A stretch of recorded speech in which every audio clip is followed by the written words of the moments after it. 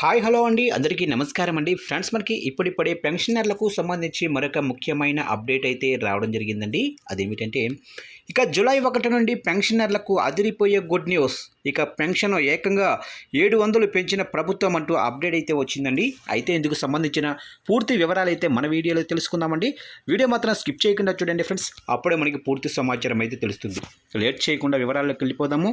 ఇక బీహార్ ముఖ్యమంత్రి నితీష్ కుమార్ రాష్ట్రంలోని పెన్షనర్లకు భారీ శుభవార్త తెలిపారు. వృద్ధులు, వికలాంగులు, వితంతువు మహిళలకు నెలవారీ పెన్షన్ను 400 నుంచి 1100కు పెంచుతున్నట్లు ప్రకటించారు. ఇక జూలై నుండి అమల్లోకి వచ్చే ఈ నిర్ణయం రాష్ట్ర సామాజిక భద్రతా పెన్షన్ పథకం కింద 1,09,69,255 మంది లబ్ధిదారులపై ప్రభావం చూపుతోంది.